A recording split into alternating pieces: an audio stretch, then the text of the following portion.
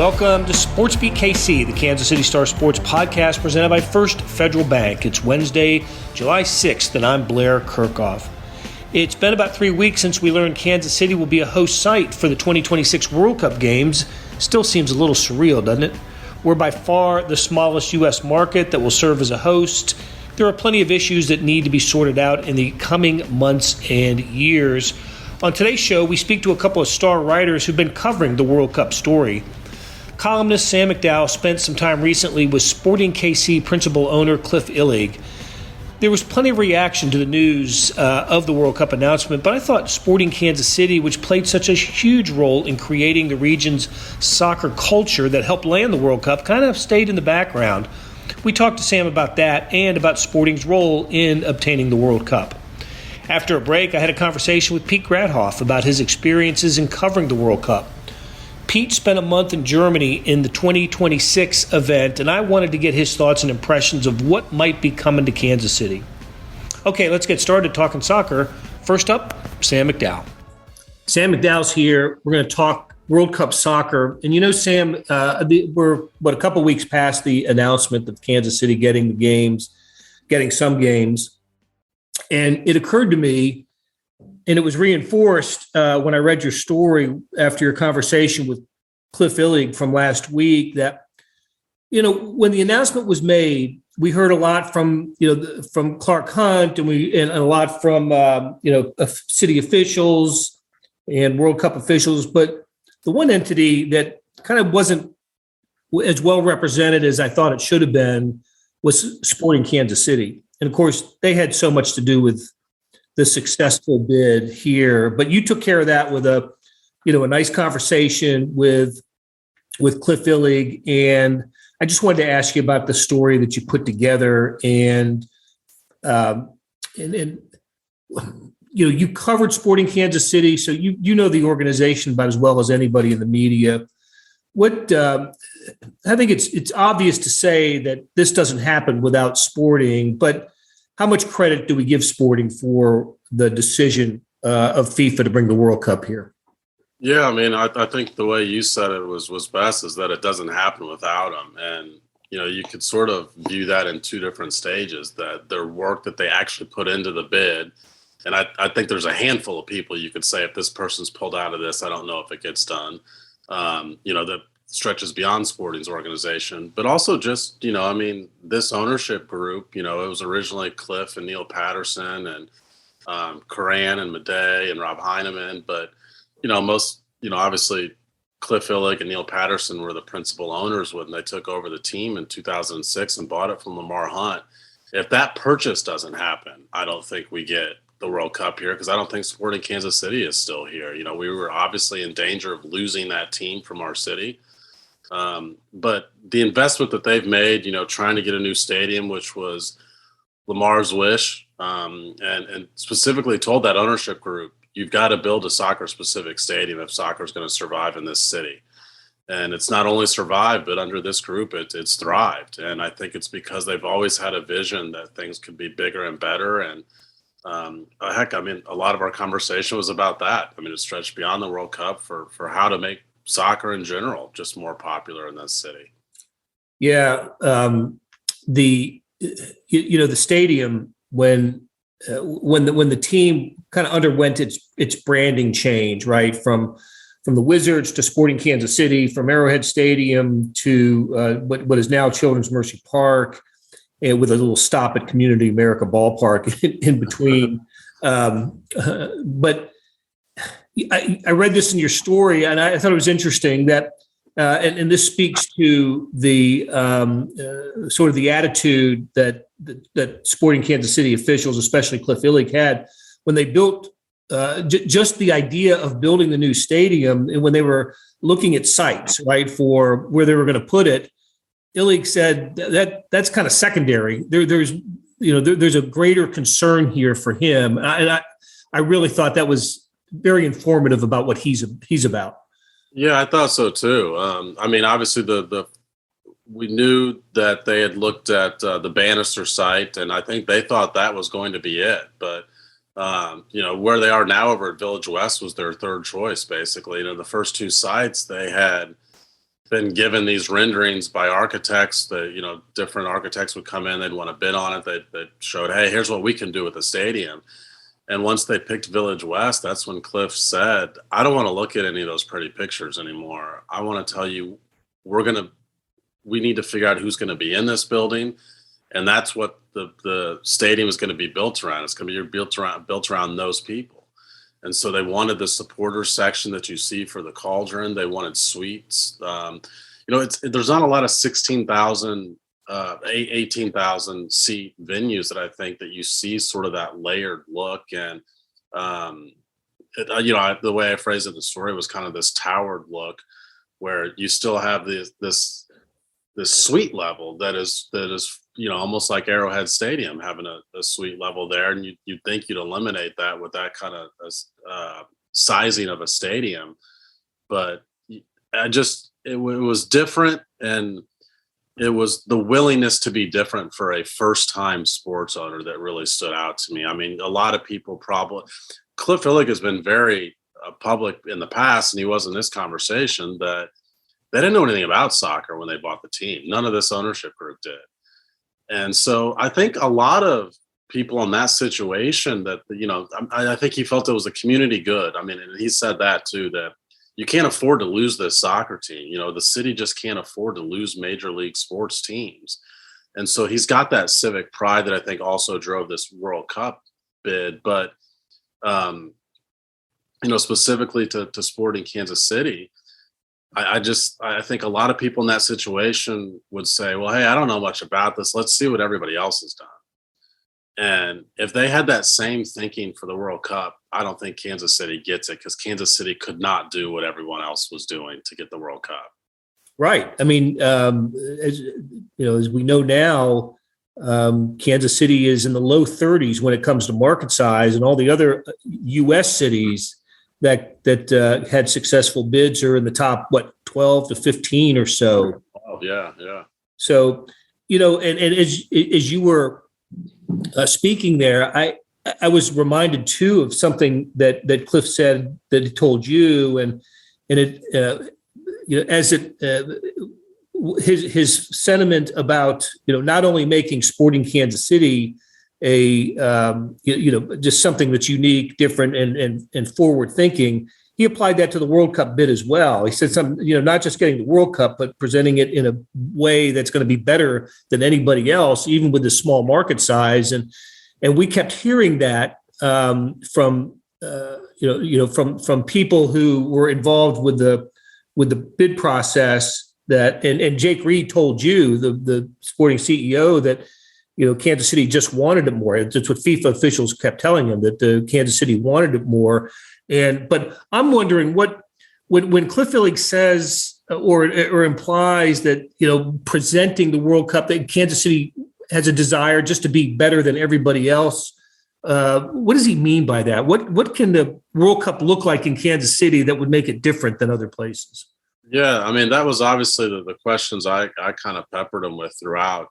Some of that they're keeping under wraps because they don't want – I mean, the first step of this is going to be they're going to have to hear from FIFA how much control do they have of it. This is FIFA's tournament, and therefore, do they have sort of a cookie-cutter idea for every city that they said, hey, here's your baseline, and you can add on this stuff, but we really want you to use this.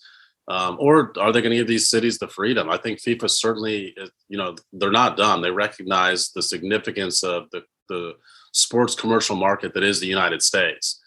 And so I think they're going to give their cities maybe some more freedom than they would in, like, let's say, Qatar this fall. In which case, Kansas City has the opportunity to sort of showcase itself in a way that certainly people in the world, but I also think people in this country don't really understand what Kansas City necessarily is all about. So, a few of the things he mentioned were like, we have the watch parties already when the World Cup is in Brazil. Right. So he said, think of that on steroids. There'll be fan fest events throughout the city. I mean, FIFA is really big on the fan fest. And I think, Blair, when you and Vahe took a look at the bid itself before this even came out, that was obviously going to be a component of it, because FIFA really, one of the reasons you choose the United States is not because soccer is the most popular sport in the United States, it's because you want to grow the game in the United States. And so it is just getting fans involved. But they're also going to have to look at, bars and restaurants and things like that and ways that they can be promoting the game. But the number one thing is they want people watching the games.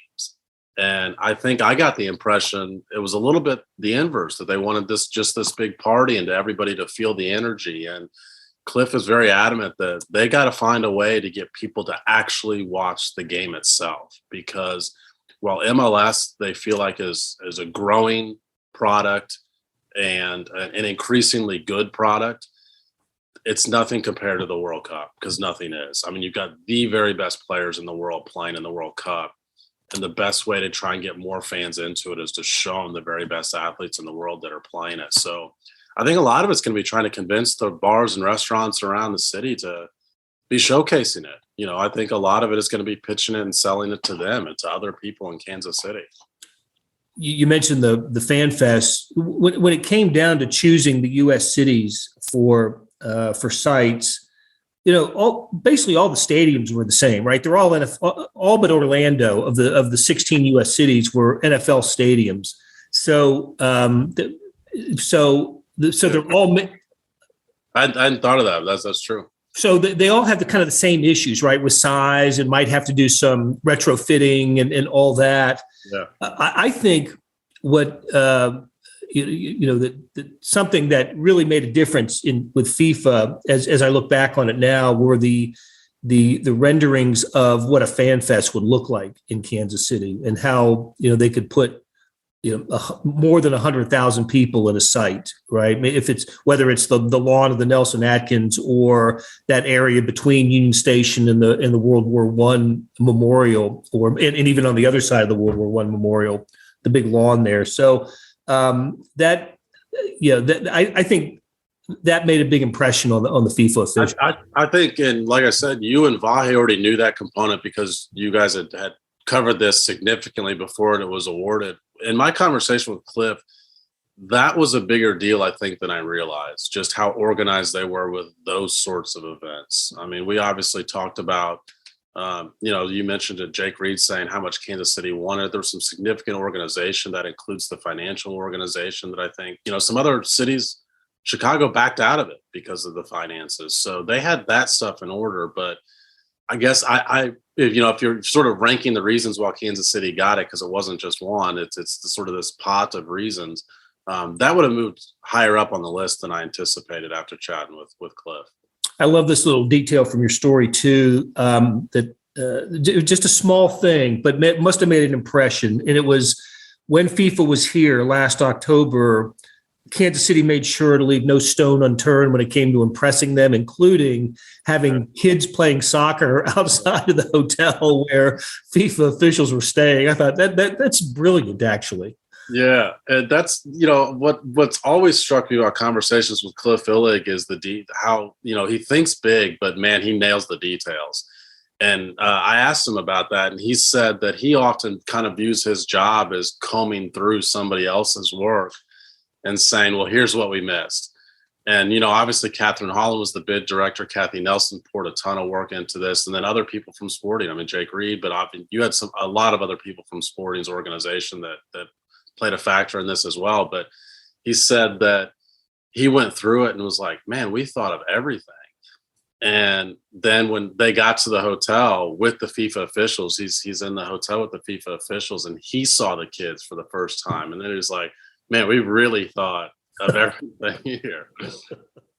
Well, the awarding of the World Cup to Kansas City, we're still kind of in the afterglow of that. There's so many details to be worked out, and we're hoping to hear from sporting chiefs, city officials here pretty soon about that. We know they had a meeting in New York recently to discuss some of those details. And I think in the next couple of weeks, we will hear from those officials. But while we're still kind of celebrating it, I probably feel as good for sporting as anybody when it comes to having the World Cup awarded to Kansas City. They've been, they have just been a winning franchise, a successful franchise. They've done it right as long as they've been here, and they're going to revel in having the World Cup here. In fact, not only are they going to revel in it, they're going to be with their facility, their training facility. They're going to be a big part of it. They're going to be the reason if there's a big economic impact, and there will be for Kansas City, that it's because Sporting built its facilities, including the training center, and nations will take advantage of that, which means we'll have their fans in town for weeks on end, spending money here. So I really do feel good for for Sporting Kansas City during this process.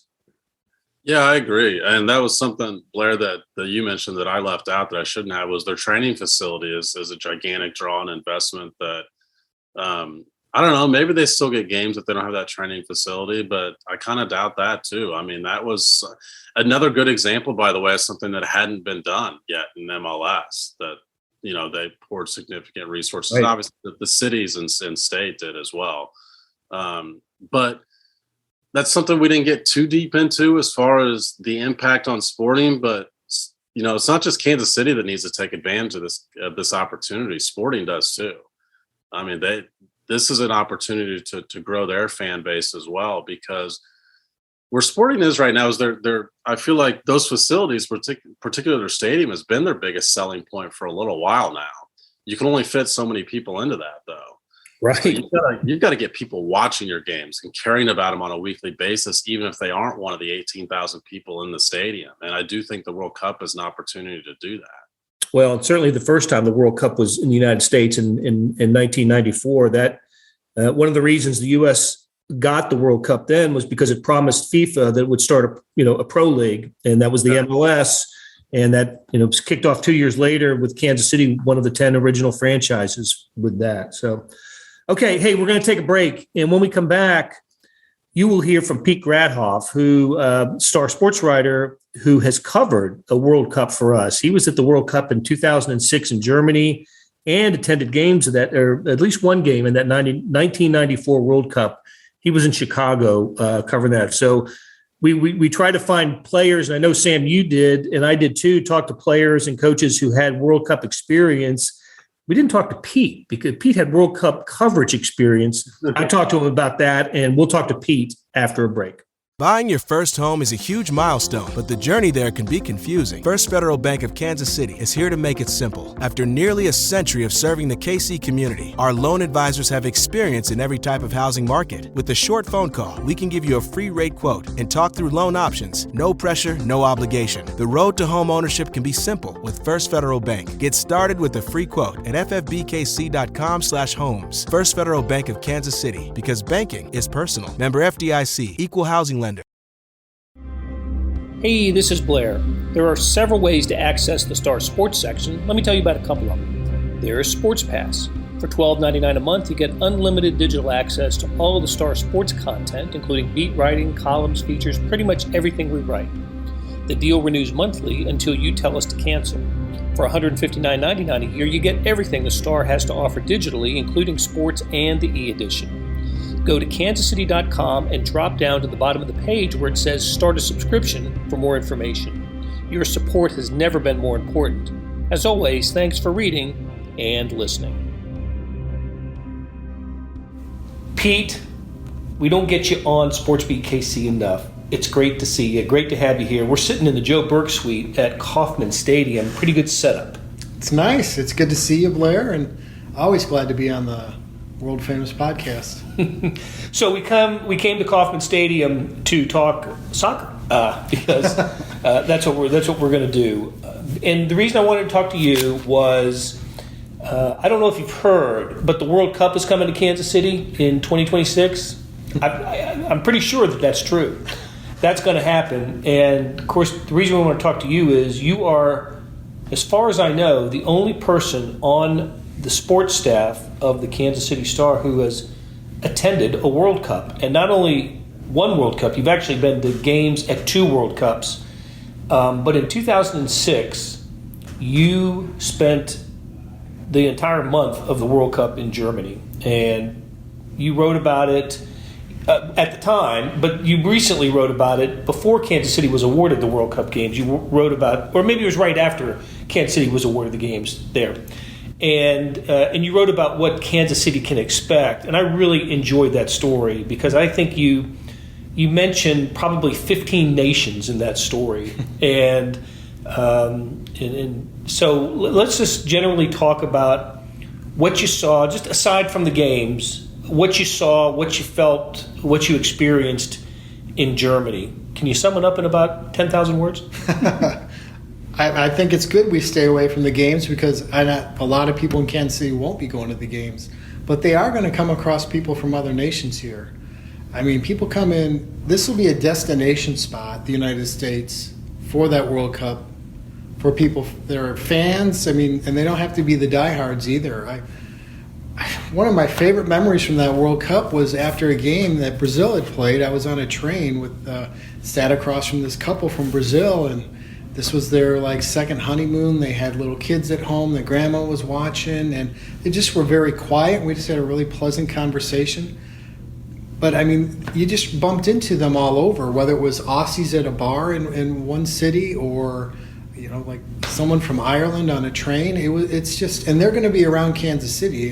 FIFA will have its designated hotels that are way overpriced. Mm-hmm. But fans are going to come here and Airbnb and all that stuff, other hotels around town and get their way to the games. And I think that's the thing that hopefully people will understand is you're going to have an opportunity to experience kind of another culture at the same time you're here. Lots of cultures, you hope, right? I mean, there will be a difference between having the World Cup in 3 countries, 2 of which are, in terms of land area, 2 of the 3 or 4 largest countries on Earth, plus Mexico, Canada, U.S., and Mexico, and they're going to be as spread out as Vancouver to Miami to the cities in Mexico to Boston. So the games, even though there were more of them, right? 80 games total, 48 nations participating, record highs in both. It's just going to be more spread out than if it was in a smaller country like Germany.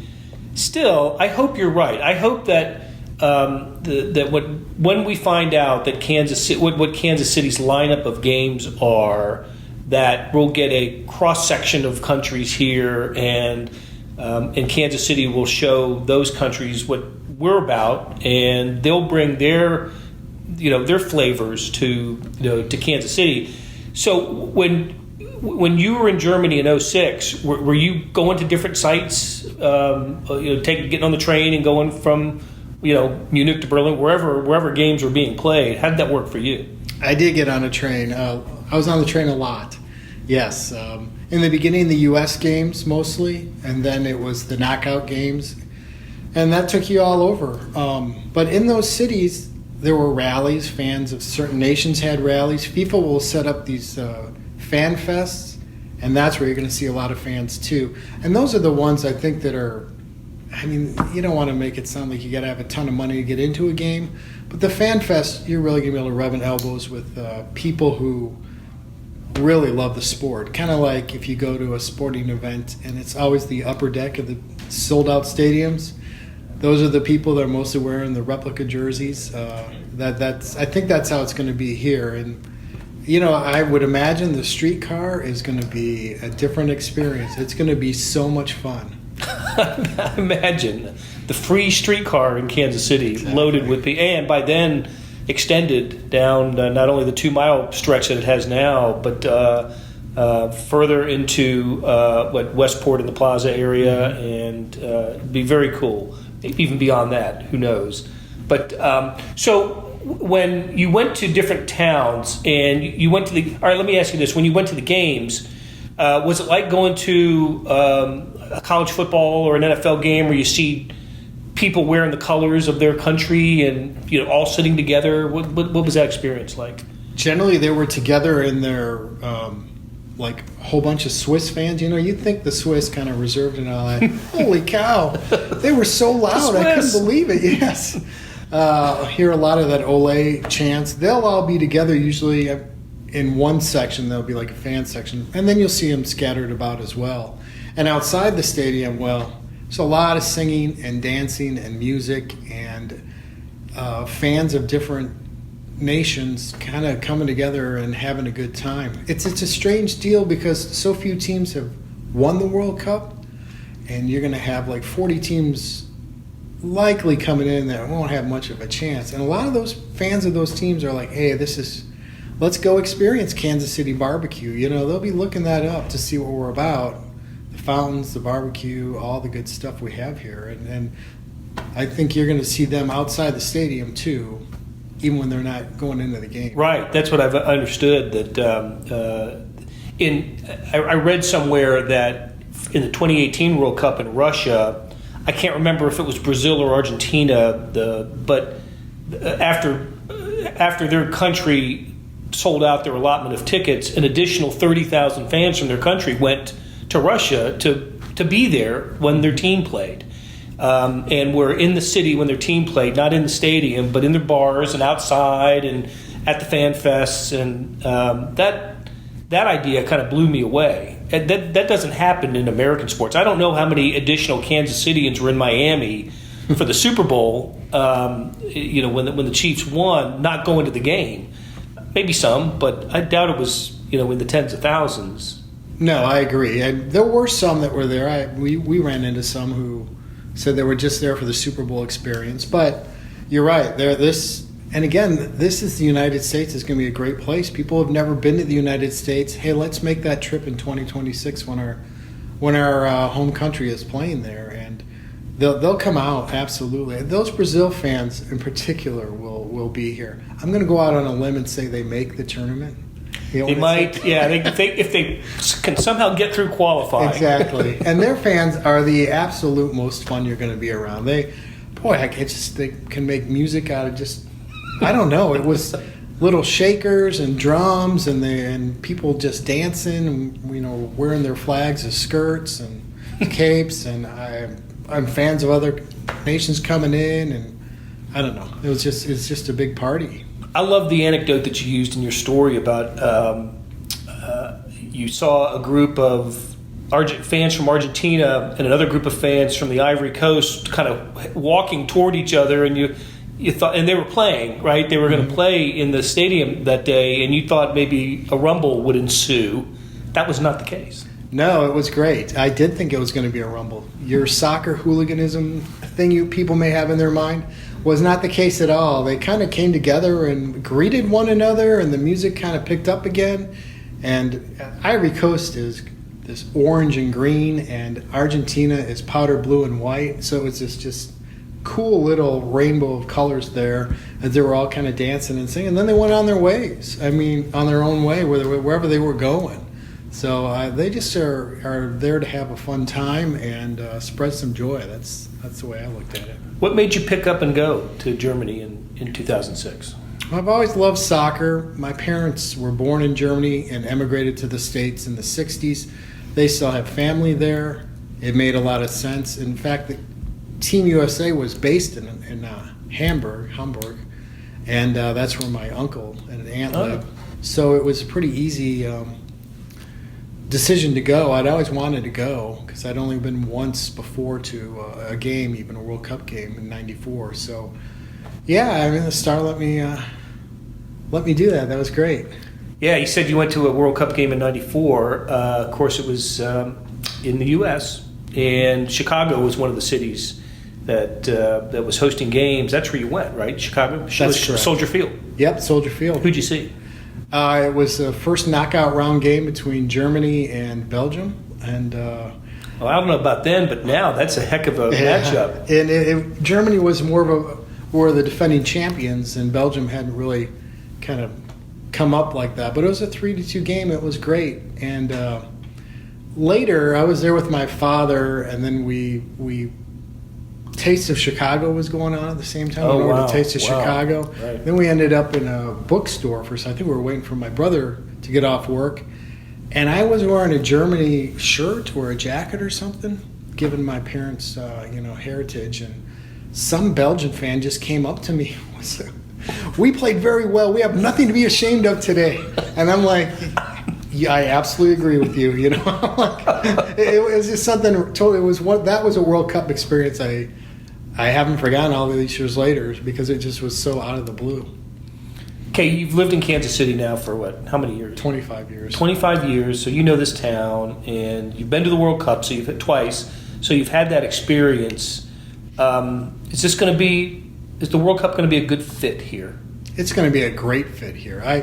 I was just talking with someone, was our intern Nathan, who said he didn't realize Kansas City was such a big soccer town.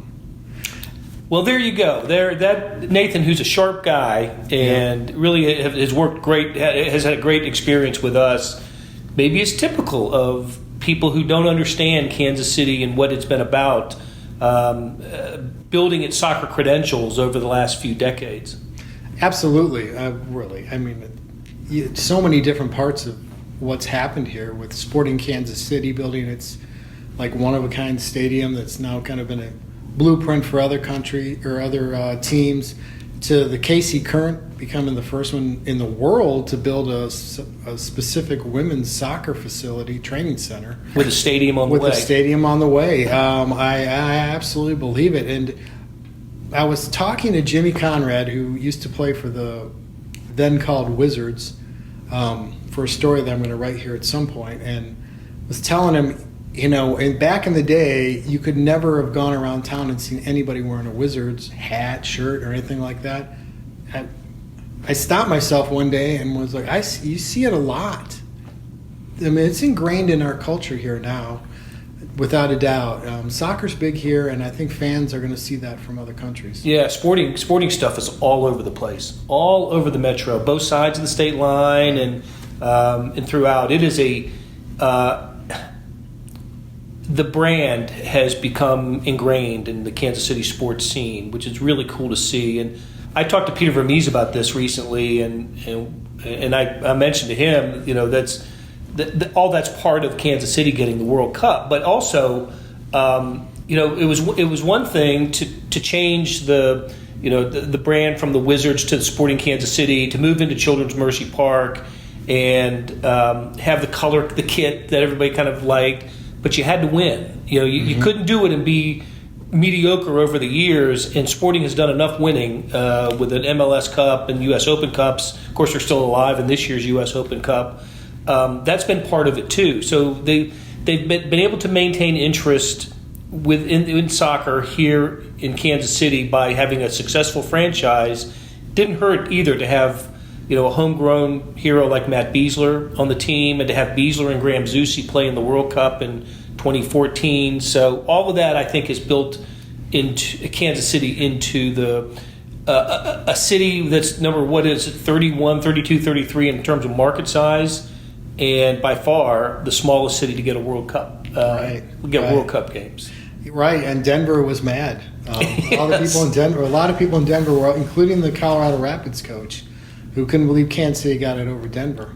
Again, more people that just don't get that Kansas City has invested in soccer, and it actually goes back to the Lamar Hunt, the founder of the AFL, the CEO of the Chiefs, and on the ground floor of North American Soccer League and MLS, and was the original owner of the Kansas City Wiz, which became the Wizards, and then when he sold it, they became Sporting Kansas City. So a lot of soccer heritage in Kansas City. So, all right, Pete, great catching up with you. Great talking soccer. I bet it's not the last time we do it. I think we're going to talk soccer quite often as the World Cup approaches. Appreciate it. Glad to be on. Thanks, man. That'll do it for today. Thanks to our SportsBeat KC staff of Monty Davis, Randy Mason, Jeff Rosen, and Chris Fickett. A shout out to our sponsor, First Federal Bank. Their website is ffbkc.com. Tip of the cap to Sam McDowell and Pete Grathoff for sharing your thoughts. Morning Sports Edition, I love it. Find out why. Go to liveedition.kansascity.com to check it out. Hey, thanks for listening, and we'll be back soon with another SportsBeat KC.